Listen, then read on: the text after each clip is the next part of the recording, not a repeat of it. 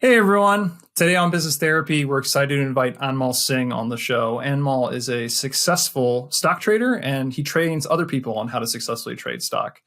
On the show today, he's going to talk about how integrity is actually the foundation of his professional and his personal success. He'll tell us his tips and tricks about how to cultivate integrity and how to cultivate radical honesty. So if you want to learn how you can bring a little bit more integrity to your life and business, don't miss today's episode of Business Therapy. Welcome to Business Therapy, the podcast that explores the intersection of business and mindfulness. In this show, we bring you stories and expert insights on how mindfulness can help you succeed in your career and lead a more fulfilling life. Let's talk about it on Business Therapy. Hi, everyone. Welcome to Business Therapy. This is episode 75. I'm your host, Sam Droshak, also joined by my co-host, Jonathan Adams. Hey, everyone. And today, we're excited to welcome to the show Anmol Singh. Welcome to the show, Anmol. Thanks for having me. Absolutely. Anmol is going to give us a little bit about his background, and we're going to really dive in and talk about integrity and how that promotes success, personally and professionally, will be the topic today. And before we jump in, Anmol, I'd love for you to give us a little more background on yourself to kind of contextualize before we get into the conversation. Yeah, definitely. So primarily for my work, I'm a stock market trader and investor, so really active in the financial markets, and also an angel investor. So I have a portfolio of about 32 different startup companies that I'm an investor in. So that's kind of my primary thing that I do for work. Apart from that, I wrote a book, Prepping for Success.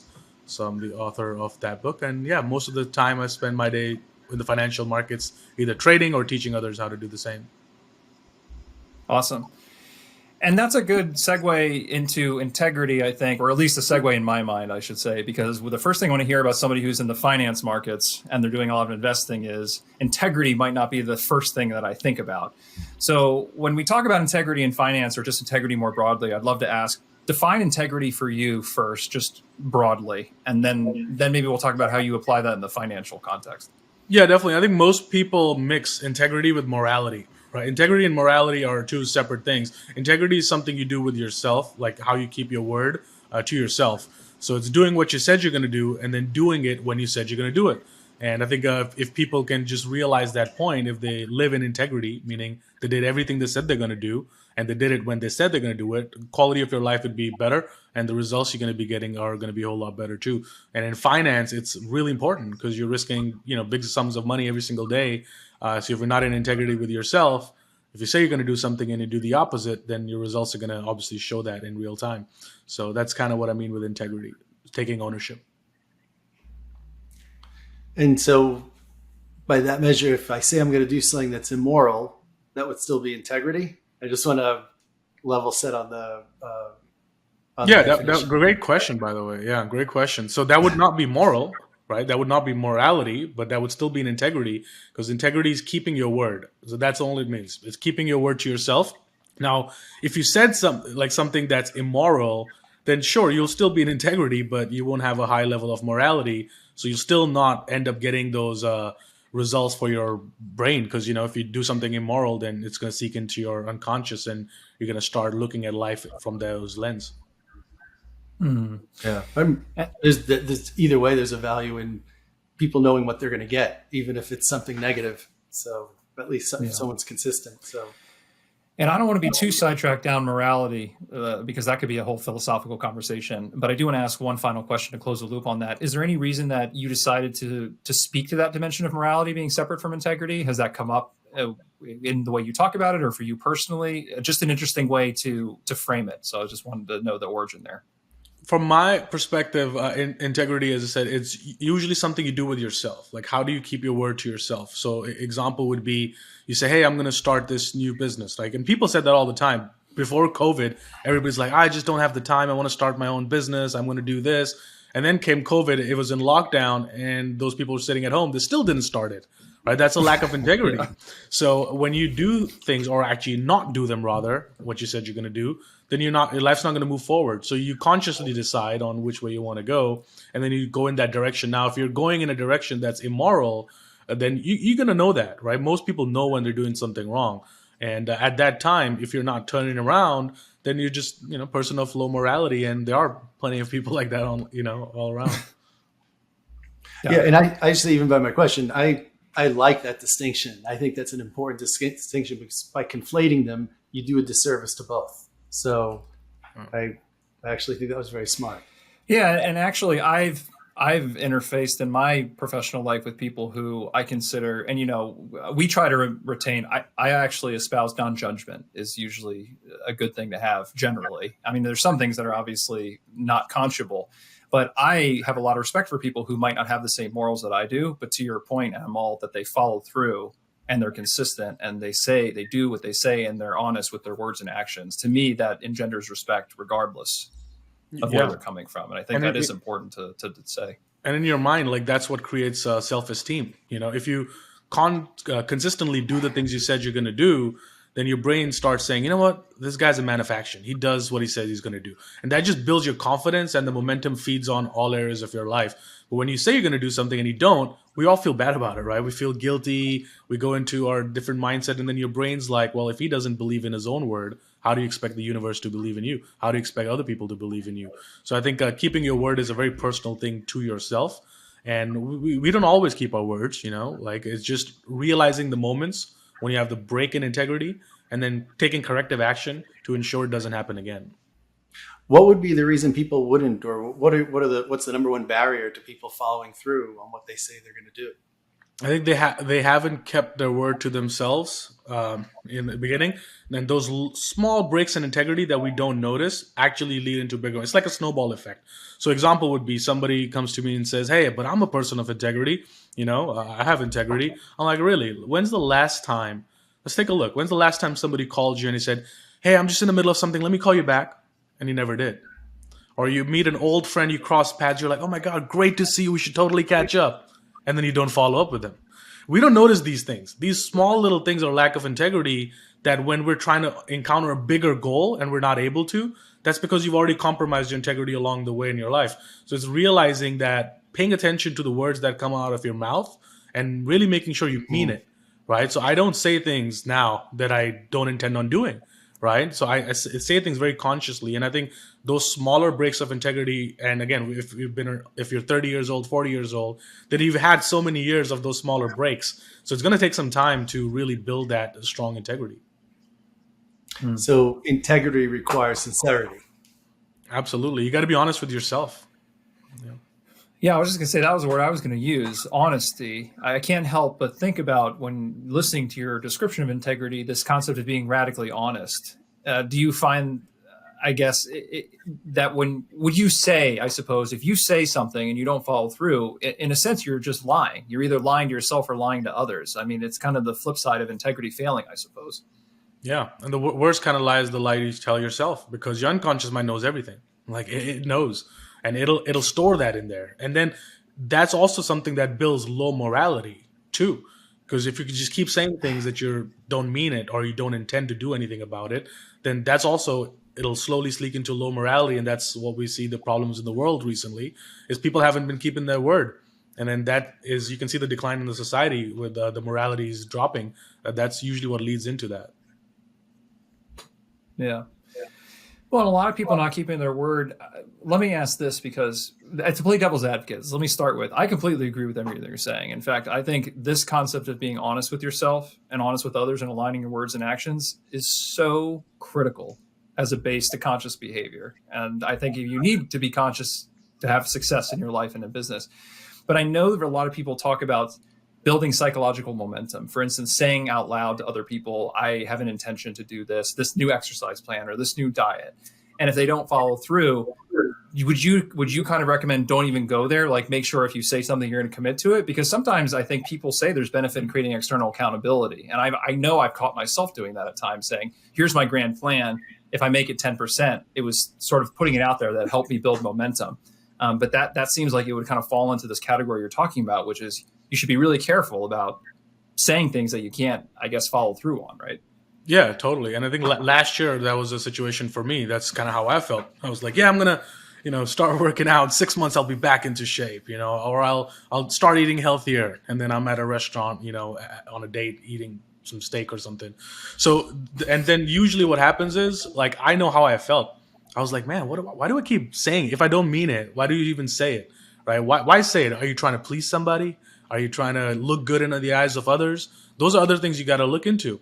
So I would say things, and I realized that it's not really helping me, because at the end of the night, you're going to be with yourself and say, you know what, man, I didn't do it, and you're not going to feel good about yourself. So I think you're going to notice those things, and you'll come across those things in your life. But the moment you notice it, what you have to do is you have to take corrective action, meaning you put things in place to ensure it doesn't happen again, right? So this week, for example, to ensure I eat healthy going forward, I hired a chef. He comes every Sunday, he meal prep for me, stack my fridge, and I know exactly what I'm eating now. So that part is handled, right? So I'm keeping in integrity. What do I do if I'm not working out? Well, okay, first thing in the morning is work out before I start my day, right? So I'm putting things in place to ensure I stay in integrity, because the human mind is not going to be in integrity if you don't put things in place. Excuses will come up, something will come up. So you have to put things in place, back it by action. Yeah. Well, that's certainly, I feel like we should branch into that, because that's how you manifest the success. It's almost like the method. But before we go there, what about just stopping speaking it out loud if you are not sure you can do it? What do you think about that? Because I've been in a situation where I think sometimes it helps, like you said, if you're not sure if you can really commit to it, just saying nothing is also a practice, right? Absolutely. Words are, not to go too spiritual on you, but words are vibration, right? And even in the Bible, it says, well, in the beginning, there was the Word, right? And the Word was with God.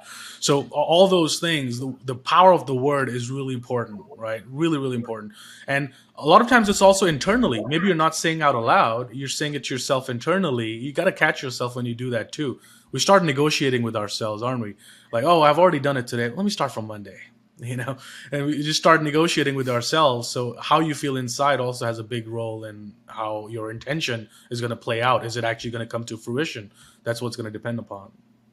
Yeah, I was just going to support the idea that the honesty piece is so critical. And I know we've already talked about it, but with having integrity, it really it's another way to say you have to be honest, and you have to be self-aware to know you're lying to yourself. And I think, Anmol, you talked about this earlier in the conversation also, but you're not, if you just say a white lie, like I'm going to call you back later, as in your mind, you think that's a polite way to tell somebody, hey, not now. And then you don't feel the need to follow up. It is essentially lying to yourself. And you have to be able to say what it is. You have to be able to say, oh, this is not just a harmless white lie. This is out of integrity. This is me lying to myself and lying to another person. And you have to be able to own that first, because I don't see how you could change the little things if you can't identify and own the instances where this is happening. Because I don't know, Anmol, with the people you talk to or coach, I think a lot of people don't even consider that a lie. And that's part of the problem, I would think. Yeah, I think people have brought it down to a level where they're like, oh, that's harmless, right? It doesn't cause any harm to people. But what you're really doing is when you're trying to look good, that's people pleasing, right? You're saying something you don't mean. That's being a phony, right? It really is. There's no other way. You have to be brutally honest with yourself. Is you're people pleasing. You're trying to look good. So that tells you something about your own psychology. Why do you want to look good in the eyes of others, right? If you're self-confident on your own, you would say, hey, let's plan it out. Let's pull out our calendar. We're going to meet on the 10th, rather than saying, yeah, we should totally catch up. I'll call you back. Oh, let's put it on the calendar. So you got to be honest with yourself, and that's where everything starts. How do people react when you say to them, like you point out that they don't have integrity? Someone says, oh, I have integrity. And then you say, when was the last time you, like, how does that process play out? And does it result in a good result? The actions just speak for themselves, right? Like if they're saying they're going to do something and they haven't got the results, then, well, why didn't you get the results? Because if you did the thing, you get the results. If I had been working out for the last 6 months every day and I would be eating clean every day, I would have the results. I don't, because I was in a lack of integrity, right? So you have to own up to that responsibility. And as they say in Spider-Man, right, with great responsibility, it's a big responsibility. Your word, great power comes great responsibility. Thank you. I forgot that one. Yeah. Such a good quote, though. Generally, yeah. Well, and how does this extend to the rest of your life? Because like some people, one would say, if we followed your logic about integrity, it's really living in radical honesty all the time. Do you take it to that extent? I mean, do you feel like to be in integrity, I know it's a constant practice, but one would actually have to be just honest about everything and to everybody at all times, typically. And that I think it almost even sounds more intimidating than increasing integrity, but it sounds like that's how you really, that's the goal. Yeah, that's self-awareness, like, and realization is the step number one, because you cannot fix something in your life that you don't even recognize or realize. So the first step is to recognize and realize, where in my life do I have a break in integrity or lack of integrity? Where have I said I'm going to do something and I didn't do it, right? And then just, as you said, putting things in place to take corrective action. Like, it's a simple formula, but if people just sit with themselves, and I think people don't sit with themselves enough. They're always on their phone looking at something. You don't have time. If you sit with yourself and self-actualize, self-realize, and say, okay, what do I need to do right now? If my quality of a life, if I was to rate it on a scale from 0 to 100, if it's at a 60 right now, how do I get it to be a 70? How do I get it to be an 80? What do I need to do? So brutal honesty is the only path forward if you actually want to grow in life. And not everybody wants to. Some people are happy with the way they are, and ignorance is bliss, and God bless them. But if you're listening, you're probably not like that. Otherwise, you wouldn't be listening to the podcast. So if you're a person who's listening to the podcast, then you want more. You want to grow more, and in that way, you have to be honest with yourself. Do you have do you meditate or have any other mindful practices? Because it sounds like you do. Yeah, my biggest meditation is like, I put on my headphones and I just go for a walk. Just go for a walk, an hour walk, 2 hour walk, and I get my best thoughts and honesty with myself while I'm in that state. And I also have a practice where every 3 months or so, I'll go get myself a cabin up in the mountains, and I'll just take a lot of books there, and I'll just time out, like no digital online stuff. Time out. I did that actually last weekend, and maybe that's reflecting on my views right now. It's like, I went over this weekend, and it was a fantastic weekend. Just in the woods, just with my books, and really thinking my own thoughts. So I was just going to say, Anmol, then, with the people that you teach, because this very much aligns with what we know is a difficult practice, but do you start that way with people that you coach? I know that you are out there in the community. Do you say integrity is the foundation? And how does that conversation go with people who might not be as close to the topic? Yeah, I mean, how you do something is how you do everything, right? So the first thing that I do when I'm coaching somebody is, I forget what they came for. Like, yeah, I want to improve my trading skills. I'm not able to, follow my trading plan, or not able to stick to it, a plan that I've set. Then I look at other areas of their life where they also have a lack of integrity there, because there's always something in your other parts of your life that you're not doing that will seek into that. So it's a holistic approach, because you can't just give somebody one strategy and expect it to, voila, magic, they're fixed. If that was the case, we all would be doing it. Is just looking at, where do you have a break of integrity? And don't tell me nobody's a Mother Teresa, like they don't have lack of integrity. There's always something. There's always is. I've heard it so many times. Yeah. Anmol, I have a lack. I don't have a lack of integrity. No, you do. Stop lying to yourself. Be honest. There's always something. So that's the first step we start with, is where in your life do you have a break of integrity? Let's fix that first, because you think it's not connected. It all is. It's the quantum entanglement in quantum physics, when energy cannot be destroyed once it's created. So it's all particles, and you have to realize and put yourself in alignment with that. And then how do people receive that, I guess? Because, I mean, for me, I'm in total alignment. Again, this is music to my ears. If somebody comes to me with a problem, I typically dismiss the problem, and I don't really care what it is. And then you want to ask them, what's going on in your life? Like, what's going on with you? But have you found in your personal circumstances that people are open to getting this feedback from you? They say they want help with trading, and you say, well, how's your relationship? How's your health? Where are you at in your life? I guess talk to us some about your experience as success in that way. Yeah, so the conversation usually starts in that manner, and then a common thing, obviously, this is, well, I can't think of anything. I'm like, try. We have all day. So we'll sit, and then they'll try. Then they usually do come. Every time it takes 10, 15 minutes, but they come up with something. I don't know. Well, if you did, what would it be? Like questions like those prompt the response from the people, and they usually will come up with something. If problem is, people don't, as we were talking earlier, people don't sit with themselves and realize that. So if they are somebody who doesn't have a meditation practice in their life, that's what I'll get them to do. It's like, close your eyes, sit. Where do you think you're lacking right now? And everybody is lacking in something, like I am too, right? So sit with yourself, close your eyes, and think. And you'll be surprised. A lot of people don't ever close their eyes, even for 5 minutes a day. Usually it's only when they're sleeping. So when they actually do it, something will come up. How did you get to this place? Like, were you always, was your journey just like from from the beginning this way, or did something prompt it? Absolutely not. Like I was the most least integrous person out there, when I embarked on my journey. I would constantly say things and I would never back it up with action. So, but then what happened was I kept doing that, when you're 18, 19, 20, you don't realize it. You're like, everything's fine, And then as you get older, you start feeling the effects of that. And I'm very self-aware. Like I do take a lot of time by myself and really think through things. So then I started feeling a moment of my life where I was just feeling really low. And I was like, why am I feeling like that? Like I couldn't figure it out. And usually because I just never backed up anything I said with action. Right. I was a phony is what I would tell myself. Right. And that doesn't feel good, does it? It doesn't feel great. So then that's the point where I embarked on my journey. And then I, personal development, just hired a lot of different coaches that I still work with to date. So you need teachers, you need mentors, you need people to surround yourself with to hold you to a higher standard. And I think that journey that I embarked on when I was like 20 years old, and it's a constant journey, so you just keep going.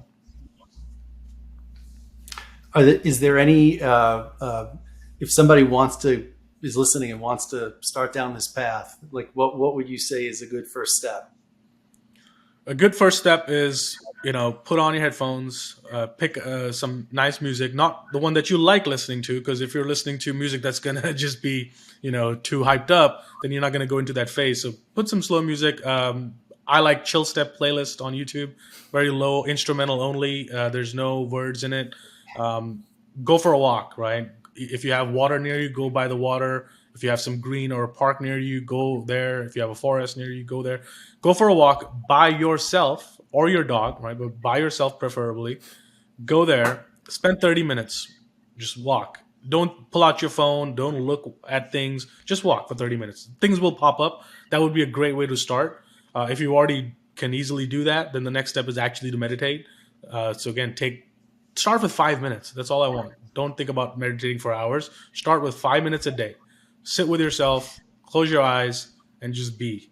And you'll have random things pop up in your head. Just try to bring it back to the center. And that's a great way to start. Excellent. Yeah, that's great advice. And I just want to share a personal anecdote because I think, I could say I had a similar journey to what you're describing, but I think it's very intimidating for people when they think about meditation, going from living their life to sitting still for 30 minutes in a seated Indian position, in silence. I think, Anmal, your point lands very well, which is that meditation can be a single breath where you're just trying to quiet your mind and consciously create that space to be with yourself. And from a single breath, it can be 5 minutes, and it can be a walk. It can be with music. It can be laying down. It's any place that you're in that, like you said, you can reflect on your integrity. Am I being honest with myself? Am I doing what I think I should be doing? Anything that comes up, just not being completely distracted all the time. And I think if more people, thought meditation was taking a walk in the woods with chill music in their ears, it would probably be a lot less intimidating to get started, I would imagine. Yeah, I think most people never get started. That's the biggest problem. First step is just to get started. And I started just doing 2 minutes a day. Just 2 minutes, right? Let's do that. 3 minutes the next day, 5. And then you work your way up like that. And then now again, you don't need to get into the Indian position. Once you've been doing it for a while, you could just be in your own chair, just close your eyes and just get into that state. So I think just get started is the biggest thing I can tell people. It's just start. There's a lot of research. It's not woo-woo anymore. It's not spiritual personal development stuff anymore. It's backed by science. There's a lot of research proving the benefits of meditation. So, as they say, follow the science. That's pretty great. And one question as it relates, we started kind of with your career in finance, and I just want to touch back on this. Did you find your way into finance after you started being more centered and being with yourself? Were you there when this whole journey started? How is what you're doing related to your integrity and finding more integrity in your life? Yeah, I think finance is why I got into all of this because, I think investing in the stock market and stuff is like the biggest personal development journey that I've embarked on, and research has proven that investing or trading this activity every single day, it releases the same hormones of dopamine, serotonin, the same ones we get when we're gambling or having sex or doing illicit drugs. And traders are getting that every single day in real time. So to learn how to manage your emotions was the biggest, key for anybody who wants to be successful in investing or finance. Because try risking millions of dollars every day and watching it fluctuate. Yeah, it's gonna mess with your emotions. So I think that's what got me to embark on this journey of being centered and not making irrational decisions, but being objective in that moment. So that's how it started, and then obviously I started applying it in other areas of my life as well. Great. Yeah, and I find this, I just want to point out the poetic nature of that, because a lot of people consider traders to be some of the more morally bankrupt like that's like a morally bankrupt space to a lot of people, just at first glance, or that's a characterization. But it sounds like, even for you, what I like about the story is you bring a level of consciousness to the field, and not only does it keep you within your integrity, but it sounds like you as a trader now have found more success than the average trader. And I think it speaks again to this power, productivity, and success that is begotten from mindfulness and consciousness first. And it doesn't really matter what you apply it to. And I think your story, to me, really highlights that in a very powerful way. Thank you. I have to imagine that it also dramatically increases the trust that people place in you, because you have integrity that definitely your clients can see right through it. I think a lot of times, especially on social media, we try to be the best version of ourselves, right? We try to portray something. But when you're talking to somebody, people can sense the energy. Like, they can just see right through you. So I think, that definitely also helps in the business sense. But if you're coming from a good place, then you're going to get the good results. If you're putting positive vibrations, positive energy out there, then positivity is going to come back. So it's just the law of the universe. Awesome. Well, Amal, I really appreciate your time and sharing your wisdom and experience today. If you had any closing words for our audience on integrity, or anything that you think would help them be successful, we'd love to hear your closing thoughts. No, definitely. I hope you got a lot out of it, and hope that people actually apply it. Right. So don't make this one of those podcasts that you just listen to and now on to the next one. Like, actually apply it. Like, take 2 minutes right now. Action step. Take 2 minutes, sit with yourself. Do that. Right. You'll feel good about yourself when you do. So I think start there. And obviously, if you want to learn more about it, it's all in my book, Prepping for Success. Amazon, Barnes & Noble's probably the best places to get it. Awesome.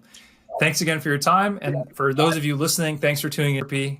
We hope to see you next week.